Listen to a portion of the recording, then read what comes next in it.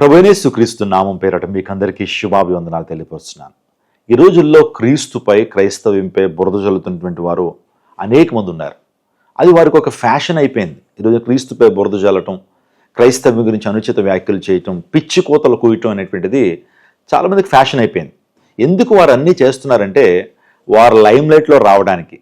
ఒక వ్యక్తి లైమ్లైట్లో రావాలి, ఒక వ్యక్తి ప్రాచుర్యం పొందాలి, ఒక వ్యక్తి ఫేమస్ అవ్వాలంటే ఎవరైతే చిన్న చిన్న వ్యక్తులంటే వారు ఫేమస్ అవ్వరు. అందుని బట్టి ప్రపంచంలో అనేక మంది వ్యక్తుల చేత పొగడబడుతున్న ఆరాధించబడుతున్నటువంటి దేవుడు ఎవరనంటే యేసుక్రీస్తు ప్రభులు వారు. ఆయన గురించి క్రైస్తవం గురించి మనం మాట్లాడితే మన పేరు కూడా ప్రాచుర్యంలోకి వస్తుంది అనే ఉద్దేశంతో చాలా మంది ఈ రోజున బయలుదేరుతున్నారు. ఈ రోజుల్లో మాత్రమే కాదు, మొదటి శతాబ్దంలోంచి అనేక మంది యేసుక్రీస్తు ప్రభుపై బురద జల్లినటువంటి వారు, క్రైస్తవ్యంపై అనుచిత వ్యాఖ్యలు చేసినటువంటి వారు చాలా మంది ఉన్నారు. వారిలో ప్రాముఖ్యంగా చెప్పాలంటే నికోలస్ నోటోవిచ్ అనేటువంటి ఒక ఫిలాసఫర్ ఉన్నాడు. ఆ వ్యక్తి యేసుక్రీస్తు ప్రభు దైవత్వం గురించి చాలా బురద జల్లాడు. యేసు ప్రభు వారు 12వ ఏట నుంచి 30వ ఏట వరకు భారతదేశానికి వచ్చాడు, భారతదేశంలో నివసించాడు. భారతదేశంలో ఉన్నటువంటి బౌద్ధ భిక్షువుల దగ్గర, హైందవ మత పెద్దల దగ్గర జ్ఞాన సాక్షాత్కారాన్ని పొందుకున్నాడు, యోగాన్ని నేర్చుకున్నాడు అని చాలా అనుచిత వ్యాఖ్యలు చేశాడు. వాటిల్లో ఏ విధమైనటువంటి సత్యాలు లేవండి. ఇంకా చెప్పాలంటే ప్రపంచవ్యాప్తంగా అనేక మంది నాస్తికులు కూడా యేసుక్రీస్తు ప్రభు మీద బురద జల్లారు. అందులో ప్రాముఖ్యంగా చెప్పాలంటే ఫెడ్రిక్ నీచ్ అనేటువంటి వ్యక్తి, చార్లెస్ డార్విన్ అనేటువంటి వ్యక్తి, కార్ల్ మార్క్స్ అనేటువంటి వ్యక్తులు, వీళ్ళందరూ కూడా యేసుక్రీస్తు ప్రభువుని ఒప్పుకోలేదు, యేసుక్రీస్తు ప్రభు దైవత్వం మీద బురద జల్లారు. ఇంకా మన భారతదేశంలోకి వస్తే ప్రాముఖ్యంగా చెప్పాలంటే ఓషో అనేటువంటి వ్యక్తి యేసుక్రీస్తు ప్రభు మీద అనుచిత వ్యాఖ్యలు చేశాడు. ఇంకా ఈనాటి సమాజంలో చూస్తున్నాడు అనేక మంది పొట్టగొడుగుల్లో లేచిపోయారు. అందులో రాధా మనోహర్ దాస్, ఆ తర్వాత ఇంకా మనం చూస్తున్నాం కదండి, ఈ లోకల్లో ఎవరైతే ఉన్నారో యేసుక్రీస్తు ప్రభు మీద బురద జల్లుతూ పబ్బాన్ని గడుపుకుంటున్నటువంటి వారు చాలా మంది లేకపోలేదు. మీరు నన్ను ఒక ప్రశ్న అడగచ్చు, అదేంటంటే మీరు ఎందుకు రెస్పాండ్ అవ్వాలి, ప్రతిదానికి మీరు ఎందుకు రెస్పాండ్ అవుతున్నారు అని మీరు నన్ను అడిగితే దైవం లేఖనాల్లోంచి ఒక మాటను మీకు జ్ఞాపకం చేయడానికి ఇష్టపడుతున్నాను.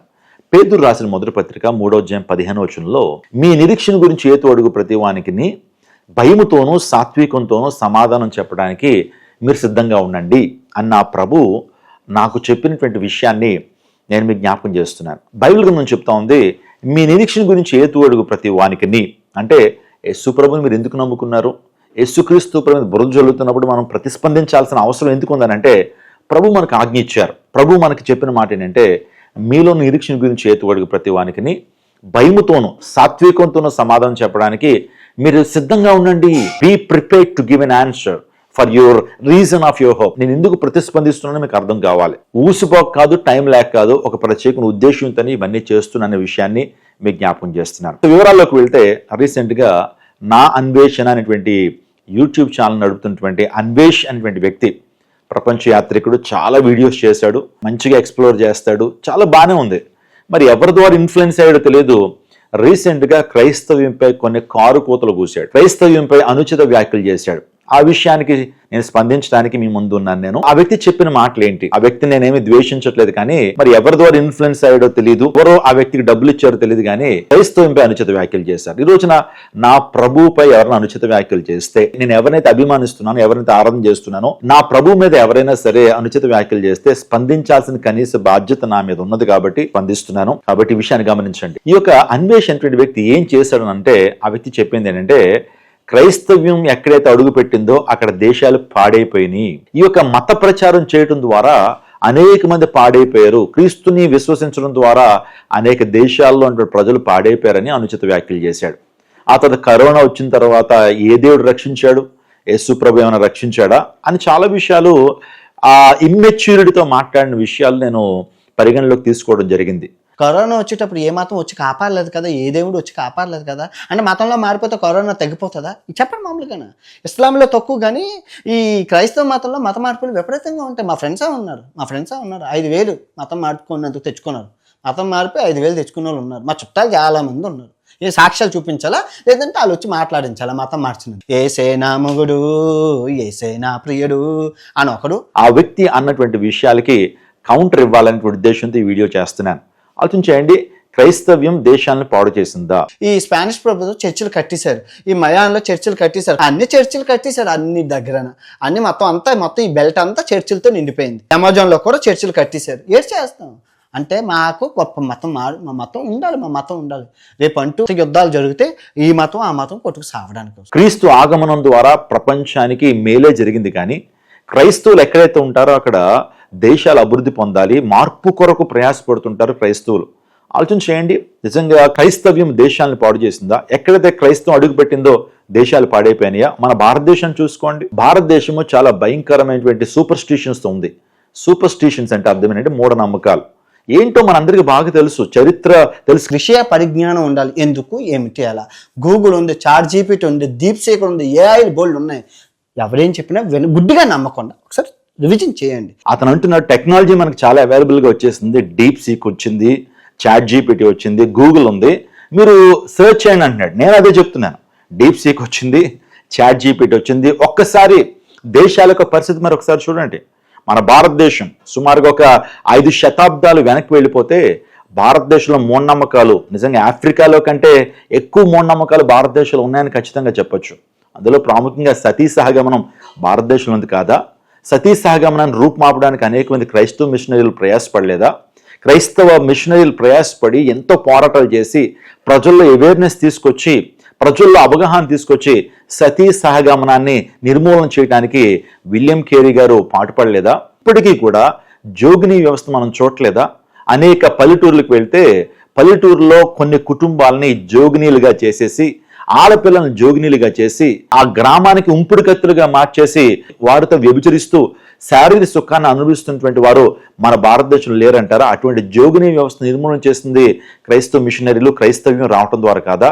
ప్రజల్లో ఉంటే అమాయకత్వాన్ని చాలా మంది క్యాష్ చేసుకుని అనేక మంది మోసం చేసినటువంటి వారు మన భారతదేశంలో లేరా? ఆలోచన చేయండి. సతీ సాగమన సాంఘిక దురాచారం కాదా? జోగిని వ్యవస్థ సాంఘిక దురాచారం కాదా? ఆ తర్వాత స్త్రీలు చదువుకోకూడదనేటువంటి సాంఘిక దురాచారం కాదా? బాల్య వివాహాలు అది సాంఘిక దురాచారం కాదా? వీటన్నిటిని రూపుమాపింది క్రైస్తవ్యం కాదా అని నేను అడుగుతున్నాను. ఆలోచన చేయండి.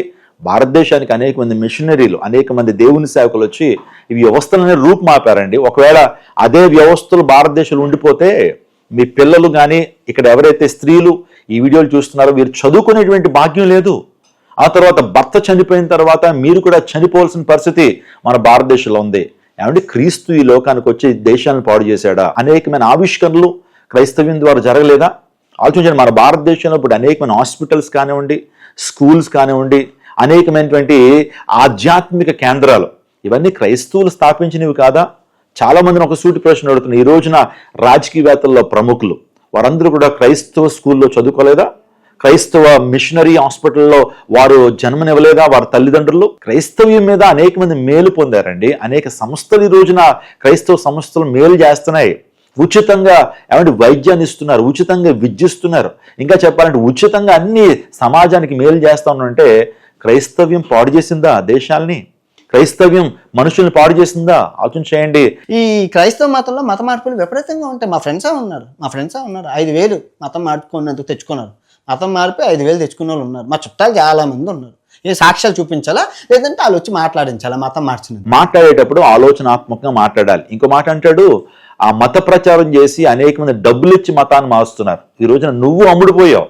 ఎవరో నీకు డబ్బులు ఇచ్చుంటారు క్రైస్తవ్యం మీద వ్యతిరేకంగా మాట్లాడని, నువ్వు డబ్బులు తీసుకుని లేకపోతే సబ్స్క్రైబర్స్ కొరకు లేకపోతే ఎవరికో నువ్వు లొంగిపోయి ఈ వీడియోని చేస్తున్నావు అనే విషయం నాకు అర్థమవుతుంది. ఈ క్రైస్తవ మతంలో మత మార్పులు విపరీతంగా ఉంటాయి. మా ఫ్రెండ్సే ఉన్నారు 5,000 మతం మార్పుకున్నందుకు తెచ్చుకున్నారు. 5,000 ఇస్తే మతం మారిపోతారా? ఆలోచన చేయండి. ఈ రోజున ఒక ఇంట్లో నివసిస్తుంటున్న మనము మరలా కొత్త ఇంటికి వెళ్ళాలంటే చాలా చాలా ఆలోచన చేస్తూ ఉంటాం. ఒక పద్ధతిని మార్చుకోవాలన్నా, ఒక ఆహారపు అలవాట్లు మార్చుకోవాలన్నా, లైఫ్ స్టైల్ మార్చుకోవడం అంటే చాలా ఆలోచించాల్సినటువంటి పరిస్థితి అది. ఈ రోజున 5,000కి 10,000కి 3,000కి మారిపోతారండి. బియ్యానికి, పప్పులకి, బెల్లానికి మతం మార్చేసుకుంటారా? నా తల్లి పూర్వీకులు కానీ, నా తండ్రి పూర్వీకులు కానీ వారు కూడా క్రైస్తవ్యాన్ని స్వీకరించారు. క్రైస్తవ్యం అనేది ఒక మతము కాదు. Christianity is not at a religion, but it is a way of salvation and it is a relationship with the Creator.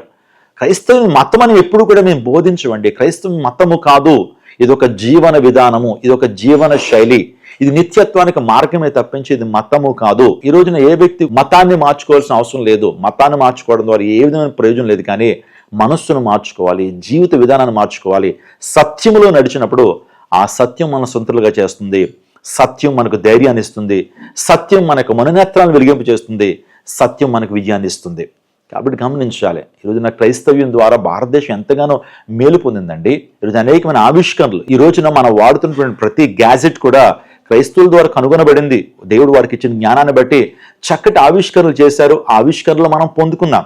ఇంకోటి అంటాడు విదేశీ మతం అంటాడు. ఆలోచన చేయండి, విదేశీ మతం, విదేశీ మతం, విదేశీ దేవుడు అంటున్నావు. మరి విదేశీయులు ఇంట్రడ్యూస్ చేసిన వస్తువులను వాడలేదా? విదేశీయులు కనిపెట్టినటువంటి ఆ పరికరాలు మనం వాడుకోవట్లేదా? ఈరోజు గూగుల్ ఎవరిది? ఫేస్బుక్ ఎవరిది? ఇన్స్టాగ్రామ్ ఎవరిది? ఈ కెమెరాస్, ఈ వీడియో చేయడానికి కెమెరా కావాలి, ఆ కెమెరా ఎవరు కనిపెట్టారు? ఇంకా ఇంటర్నెట్ ఎవరి ద్వారా వచ్చింది? ఇది గూగుల్ ఎవరి ద్వారా వచ్చింది? చాట్ జీపీటీ ఎవరి ద్వారా వచ్చింది? ఇది టెక్నాలజీ అంతా కూడా ఒక విదేశీయుల ద్వారా, క్రైస్తవుల ద్వారా వచ్చినప్పుడు దాన్ని వాడుకోవడానికి సిగ్గుపడినటువంటి నీవు యేసు ప్రభువారు విదేశీయుడని, ఏసే నా మొగుడు, ఏసే నా ప్రియుడు అని ఒకడు ఆయన గురించి హేళనగా మాట్లాడటం చాలా హాస్యాస్పదం. జాగ్రత్తగా చూడండి. క్రైస్తవ మతం ఇదిగో ఈ బెతలహేము, ఈ పాలస్తీనా ఈ ప్రాంతంలో పుట్టింది క్రైస్తవ మతం. ఈ పక్కన ఉంది సౌదీ అరేబియాలోని ఇస్లాం మతం పుట్టింది. 1000 సంవత్సరాల మతాలు. ఇవన్నీ ఎన్ని దేశాలు నాశనం చేసేది చరిత్ర. కొన్ని విషయాలు మీతో మాట్లాడుతాను. క్రైస్తవ్యం ఏ దేశానికి హాని చేయలేదండి. పైపెచ్చు జ్ఞానాన్ని ఇచ్చింది, మనునేత్రాన్ని వెలిగింపు చేసింది, సత్యంలోకి నడిపిస్తూ ఉంటుంది. ఈరోజున అబద్ధంలో బ్రతుకుతున్నావు, అసత్యంలో బ్రతుకుతున్నావు, అమాయకత్వంలో బ్రతుకుతున్నప్పుడు క్రైస్తవ విలువలు, క్రైస్తవ్యం, బైబిల్ కానివ్వండి, నిన్ను సత్యం వైపుకి నడిపించేటువంటిది. నువ్వు ఒక ఇగ్నోరెన్స్లో ఉన్నావు, తెలియనిటువంటి తనంతో ఉన్నప్పుడు, సో బాబు నువ్వు తెలియనిటువంటి పరిస్థితుల్లో ఉన్నావు, ఇది సత్యం అని చెప్పడం అది మత ప్రచారం ఎలా అవుతుంది? క్రైస్తవ్యం భారతదేశాన్ని పాడు చేసిందా? మదర్ తెరీసా అనేటువంటి ఆ మాతృమూర్తిని పరిచయం చేసింది క్రైస్తవ్యం కాదా?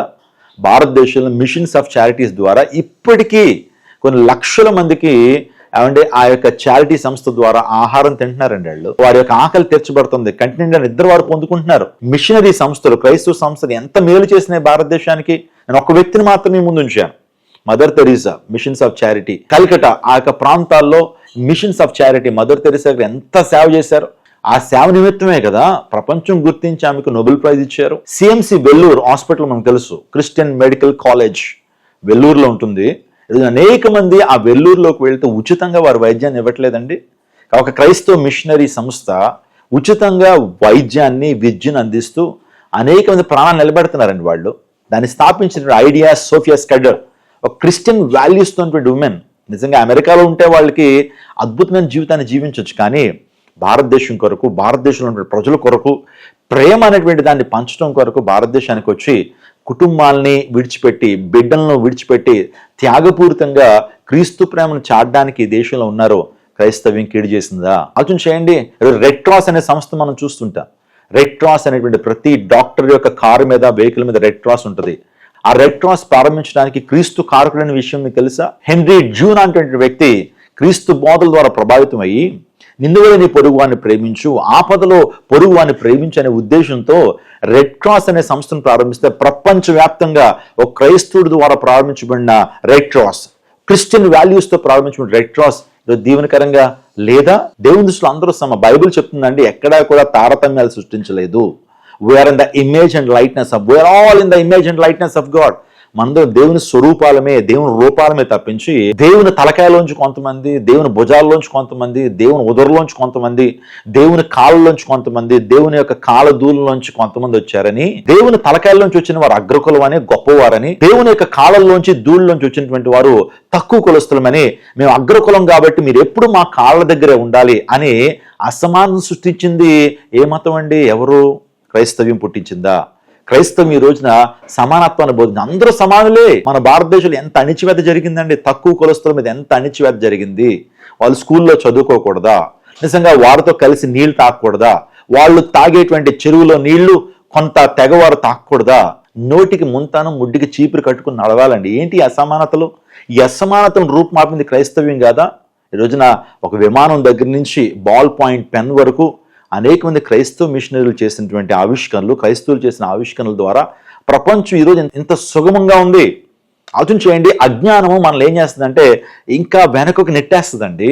ఈ రోజున జ్ఞానము, సత్యము మనల్ని ఉన్నతమైన స్థానం నడిపిస్తుంది. చిన్న ఎగ్జాంపుల్ ఏమన్నా, మన భారతదేశంలో సూర్యుని, చంద్రుని వీళ్ళని దేవుళ్ళుగా కొలిచేవారు. చంద్రయాన్ భారతదేశం ఎందుకు చేయలేకపోయింది? రీసెంట్ గా చేశారు చంద్రయాన్. అప్పటి వరకు భారతదేశం యొక్క ఆలోచన విధానం ఏంటి తెలుసా? చంద్రుడు దేవుడు, సూర్యుడు దేవుడు, నక్షత్రాలు దేవుడు, ఆ దేవుని మీదకి మనం వెళ్ళి కాలు మోపడం ఏంటి అనేటువంటి ఆ ఆలోచన విధానమే అజ్ఞానమే కదా మనల్ని పురోభివృద్ధిలోకి రాకుండా చేసింది. కానీ 1969 July 21st 3 astronauts Neel Armstrong, Edwin Aldrin, Michael Collins ఈ ముగ్గురు వెళ్ళి ప్రపంచానికి చాటి చెప్పారు, చంద్రుడు దేవుడు కాదు, మీరు అసత్యంలో ఉన్నారు, చంద్రుడు ఒక గ్రహమే, వీటన్నిటిని కలుగు చేసినటువంటి వాడు దేవుడు ఉన్నాడు, ఆయనే సృష్టికర్త అంటారని ప్రపంచానికి ఒక జ్ఞానాన్ని పంచితేనే కదా మనకి ఈ రోజున చంద్రయాన్ చేస్తున్నాం, చంద్రయాన్ మనం చేస్తాము, అంతరిక్షంలోకి మనుషుల్ని పంపించగలుగుతున్నాం. చూసారా, అజ్ఞానం మనిషిని ఏం చేస్తుంది అంటే అదో పాత్రలను తొక్కేస్తుంది, కానీ సత్యము మనిషిని స్వతంత్రులుగా చేస్తుంది, సత్యము మనిషిని విజయ పదంలోకి నడిపిస్తుంది, సత్యము స్వతంత్రులుగా చేస్తుంది, సత్యము మనోనేత్రాలను వెలిగిస్తుంది. అందుని బట్టే ఈ విషయాలు మీతో చెప్తున్నాను. ఇంకా చెప్పుకోవాలంటే చాలా విషయాలు ఉన్నాయి. మన భారతదేశంలో ఆయుర్వేదం చాలా చాలా ప్రాచుర్యం పొందింది. ఆయుర్వేద వైద్యం చాలా ప్రశస్తమైనది. ఎందుకు ఆయుర్వేదము ఎందుకు ప్రాచుర్యంలోకి రాలేకపోయిందంటే ఆ టైంలో అనేక మంది చెప్పిన మాట ఏంటి, కర్మ సిద్ధాంతాన్ని నమ్మారు. ఒక వ్యక్తి వ్యాధితో బాధపడుతున్నట్లయితే ఆ వ్యక్తికి వెళ్ళి నీ కర్మరాది, ఈ వ్యాధితో చచ్చిపోవటం అనేటువంటిది భగవంతుడు నీ నూతుడి మీద రాసిన రాతది, ఆ రాతను చెరపడానికి ఏ డాక్టర్ రావడానికి వీల్లేదు, నువ్వు అలాగే ఆ వ్యాధితో చచ్చిపోవాలి అని చెప్పి ఆయుర్వేదం అందుబాటులో ఉన్నా దాన్ని డెవలప్ చేయలేదు. కానీ ఈరోజు ఇంగ్లీష్ వైద్యం అండి, ఈరోజున ఆపరేషన్స్ ఎంత చక్కగా జరుగుతున్నాయి. నీకు ఏ సమస్య వచ్చినా సరే, హార్ట్ అటాక్స్ వస్తే మంచి గుండె సంబంధమైనటువంటి ట్రీట్మెంట్స్ వచ్చేసినాయి, క్యాన్సర్కి ఏదో ట్రీట్మెంట్ వచ్చింది. పెన్సిలిన్ అనేటువంటి దాన్ని ఎవరు కనిపెట్టారు, అలెగ్జాండర్ ఫ్లెమింగ్ అనేటువంటి వ్యక్తి పెన్సిలిన్ కనిపెట్టాడు. అతడు క్రీస్తుని అంగీకరించిన వ్యక్తి. ఇంకా చెప్పుకోవాలంటే అనేకమైన ఆవిష్కరణలు ఎలా వచ్చినాయి ఒకసారి ఆలోచించే. ఈ రోజున నువ్వు ఎంతో బెనిఫిట్ పొందుతున్నావే, క్రైస్తవుల ద్వారా ఆవిష్కరించబడిన ప్రతి వస్తువు ద్వారా ఎంతగానో నీ జీవితాన్ని సుగమం చేసుకున్నావు, చాలా సుఖవంతంగా నీ జీవితం ఉందంటే క్రీస్తుని బట్టి, క్రైస్తవ్యాన్ని బట్టి, ఆ క్రీస్తుని నమ్ముకున్నటువంటి వారికి దేవుడిచ్చే జ్ఞానాన్ని బట్టి కాదా. చిన్న ఎగ్జాంపుల్ చెప్తాను. ఈరోజు లైట్ లేకపోతే మన జీవితం ఒక అంధకారం అయిపోద్ది. ఈ రోజున క్రికెట్ మ్యాచ్ లైవ్ మనం చూస్తున్నాం, డే అండ్ నైట్ మ్యాచ్లు మనం చూస్తున్నాం. ఇంకా చెప్పాలంటే అనేకమైనటువంటి సభలు, సంబరాలు ఎన్ని జరుగుతున్నాయి. ఆ లైట్ని ఇన్వెంట్ చేసింది ఎవరు? థామస్ ఆల్వా ఎడిసన్ కాదా? అతడు క్రైస్తవుడు కాదా? అనేక మంది క్రైస్తవుల ద్వారా ఇంట్రడ్యూస్ చేయబడినటువంటి, ఆవిష్కరించబడినటువంటి ఆ యొక్క అద్భుతమైనటువంటి ఆవిష్కరణల ద్వారా మానవ జీవితం ఇంత సుఖవంతంగా లేదంటారా? క్రైస్తవ్యం దేశాలను పాడు చేస్తుందా? క్రైస్తవం ఎక్కడ అడుగు పెడితే ఆ దేశాలు పాడైపోయినాయా? ఆలోచించేయండి. విజ్ఞులైనటువంటి మీరు ఒక్కసారి ఆలోచించేయండి. నేను చెప్తున్న విషయాల్ని ఏదో రాడికల్గా వింటాం కాదు, కానీ ఆలోచనాత్మకంగా మీరు ఒక్కసారి నేను చెప్పేటువంటి విషయాల మీద మీ మనసును ఉంచండి, మీకు సత్యం తెలుస్తుంది. మీకు గూగుల్ అవైలబుల్గా ఉంది, డీప్ సీక్ అవైలబుల్గా ఉంది, ఆ తర్వాత చాట్ జీపీటీ అవైలబుల్గా ఉంది. ఇంకా చెప్పాలంటే చాలా సెర్చ్ ఇంజిన్స్ అవైలబుల్, ఎన్సైక్లోపీడియాస్ ఉన్నాయి. వాటి గురించి రీసెర్చ్ చేయండి. పరిశుద్ధ గ్రంథంలో ఒక మాట ఉంది, ఆ మాట మీకు జ్ఞాపకం చేయాలి. యెహోవా ఉత్తముడి రుచి చూచి తెలుసుకునండి. ఈరోజు యేసు ప్రభు వారిని బ్లైండ్గా నమ్ముకోవద్దు, నేనే చెప్తున్నాను. గుడ్డిగా నమ్ముకోవద్దు. యేసు ప్రభువాన్ని బాగా పరీక్షించండి. యేసుక్రీస్తు ప్రభు దైవత్వాన్ని బాగా పరిశీలనగా మీరు అధ్యయనం చేయండి. 1 సంవత్సరం కాదా, 2 సంవత్సరాలుగా, 5 సంవత్సరాల టైం తీసుకోండి. యేసుక్రీస్తు ప్రభు నిజంగా దైవత్వం ఉందా, బైబిల్ నిజమైన గ్రంథమా కాదా, వీరు చెప్తున్నవి నిజమైనవి కావా అని పరిశీలన చేయండి, పరిశోధించండి. Christian faith is not at a blind faith. ఇది గుడ్డి విశ్వాసం కాదు, it's a rational and intelligent faith. నేను మరొకసారి చెప్పండి, రేషనల్ అండ్ ఇంటెలిజెంట్ ఫెయిత్. ఆలోచన చేసి తీర్మానాలు తీసుకుందాం, తద్వారా దేవుని పొందుతారు. ఆ వ్యక్తి తన మాటలను వెనక్కి తీసుకుంటాడో తీసుకోవడం నాకు సంబంధం లేదు, కానీ మీకు సత్యాన్ని మేము ముందుంచాను. సో అనేకమైన విషయాలు ఉన్నాయి, కానీ అన్ని విషయాలు ఒక వీడియోలో ఒక లిమిటెడ్ టైంలో మీకు పెట్టడం అవ్వదు. రాబోతున్న దినాలు అనేక విషయాలు మీతో మాట్లాడతాను. నికోలస్ నోటోవిచ్ అనేటువంటి వ్యక్తి యేసు ప్రభు భారతదేశానికి వచ్చాడా, కాశ్మీర్లో జీవించిన అంశం గురించి కూడా ప్రత్యేకమైన శీర్షిక ఇవ్వబోతున్నాను. అందుని బట్టి ఈ ఛానల్ మీరు సబ్స్క్రైబ్ చేసుకోండి.